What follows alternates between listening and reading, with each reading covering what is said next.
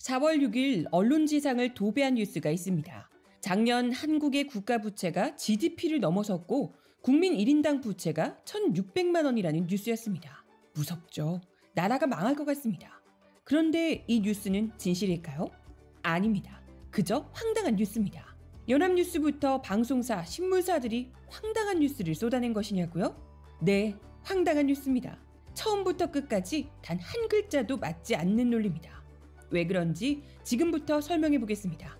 이 콘텐츠는 이상민 나라살림연구소 연구위원의 글을 토대로 제작되었음을 미리 알려드립니다. 첫 번째, 국가부채 2,000조, 한국 망했나? 4월 6일 2020 회계연도 국가결산보고서가 발표됐습니다. 이 보고서에 국가부채가 1,985조 3천억 원으로 전년도보다 241조 6천억 원 늘어났다고 나왔습니다. 언론에서 말하는 국가부채라는 것은 사실 재무제표상 부채에 불과합니다. 중앙정부와 지방정부의 채무에 비영리 공공기관의 부채, 공무원연금, 국민연금 등 국가가 앞으로 지급해야 할 연금액의 현재 가치인 연금 충당 부채까지를 다 더해서 이렇게 부르고 있는 겁니다. 최근 몇 년 사이에 국가 채무가 GDP의 40%를 넘었네 아니네를 가지고 논란이 됐었는데요. 그것조차 황당한 논쟁이긴 하지만 여기서 말하는 국가 부채라는 건 그 논쟁에서의 국가 채무도 아닙니다. 국가 채무란 중앙정부와 지방정부의 채무를 말합니다. 재정 여력을 평가하고자 관리 대상으로 하는 국가 부채 지표는 D1 국가 채무, D2 일반 정부 부채, D3 공공부문 부채 이렇게 세 종류가 있습니다. 이번에 언론에 나오는 국가 부채는 D1, D2, D3 모두 다 아닙니다. 그저 재무제표상 부채 총액을 말하는 것이죠. 이걸로 재정 건전성 여부를 따지는 것 자체가 말이 되지 않습니다. 황당한 논리가 되는데요. 바로 충당 부채 때문입니다. 충당 부채라? 조금 쉽게 접근해 봅시다. 우리나라에서 가장 부채가 많은 기업이 어디일까요? 삼성전자? 아닙니다. 국민은행입니다. 국민은행의 총 부채는 570조 원에 이릅니다. 삼성전자의 총 부채는 약 100조 원인데 국민은행에서 작년에 증가한 부채만 100조 원에 육박합니다. 자, 그럼 이렇게 말할 수 있겠네요. 국민은행 부채 GDP의 30%, 국민은행 직원 1인당 부채 210억 원. 그럼 이렇게 생각되겠죠? 국민은행이 망하겠다. 만약 언론에서 기사를 이렇게 쓴다면 실제로 사람들이 막 국민은행에서 돈을 뺄지도 모르겠습니다. 그렇게 되면 정말로 국민은행은 망해버릴지도 모릅니다. 그런데 국민은행의 부채는 걱정해야 할 부채일까요? 아닙니다. 국민은행은 망하지 않습니다.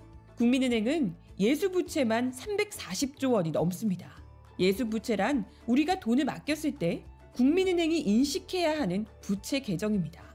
네, 우리가 돈을 맡겼으니까 언젠가는 찾아야 하잖아요. 그게 국민은행 입장에서는 언젠가는 내줘야 하는 돈이니까 부채가 되는 겁니다. 결국 국민은행의 재무 건전성을 전체 부채 규모만으로는 파악할 수 없습니다. 대응되는 자산도 같이 봐야죠. 국민은행의 대출 채권 규모가 380조 원에 달합니다. 네, 국민은행이 받아야 할 돈이 380조 원이니까 걱정할 필요가 없죠. 국가 부채에서도 마찬가지입니다.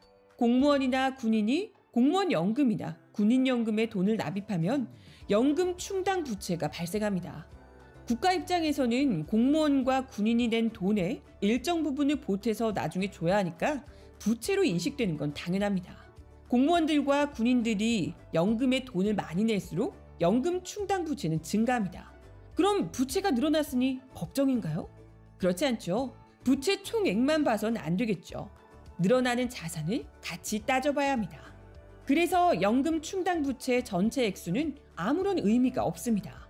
재정 건전성을 평가하는 데 필요한 잣대는 연금 수지 적자 규모입니다. 단순히 연금 충당 부채가 높으니 낮으니 하는 말은 의미가 없는 것이죠.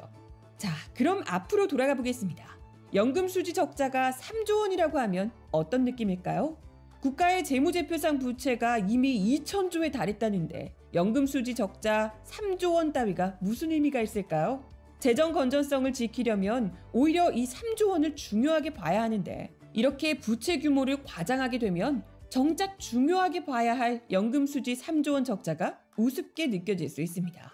4월 6일 언론지상을 도배한 기사가 왜 문제인지 좀 이해가 되시나요? 두 번째, 재무제표상 부채와 GDP를 비교한다? 1인당 부채가 얼마다? 좀 더 들어가 보겠습니다. 국가 부채가 GDP를 넘어섰다는 것은 상당한 공포감을 심어주는 뉴스입니다. 그런데 재무제표상 부채를 GDP와 비교하는 것도 기묘한 개념입니다. 재무제표상 부채는 스탑, 저량이고 GDP는 플로어, 유량입니다. 그러니까 재무제표상 부채는 10년 전 것, 작년 것, 올해 것이 계속 쌓이는 겁니다. 반면에 GDP는 1년 동안, 그러니까 1월 1일부터 12월 말까지 창출한 부가가치의 총합입니다. 분자는 지금까지 것을 모두 쌓는 것이고 분모는 1년치를 합한 것이죠.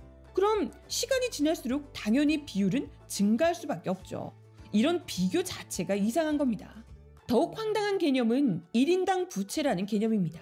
대한민국 정부가 국채를 발행하면 채무자는 정부입니다. 그럼 채권자는 누굴까요? 채권자의 약 85%는 대한민국 국민입니다. 국채를 누군가는 사는데 85%를 대한민국 안에서 삽니다. 채권자가 포함된 국민으로 나눈 국민 1인당 채무가 도대체 무슨 개념인 걸까요? 내가 빚을 졌고 동시에 내가 받을 게 있는 황당한 개념인 겁니다. 예를 들어볼까요? 남편이 아내에게 돈 100만 원을 빌렸는데 가족 1인당 채무가 50만 원이다 라고 말하는 것만큼 이상한 표현이 국민 1인당 채무라는 표현입니다.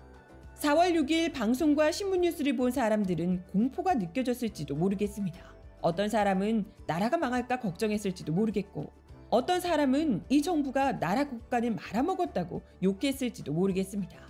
국가 부채 2,000조, GDP 넘어서 1인당 부채 1,600만 원.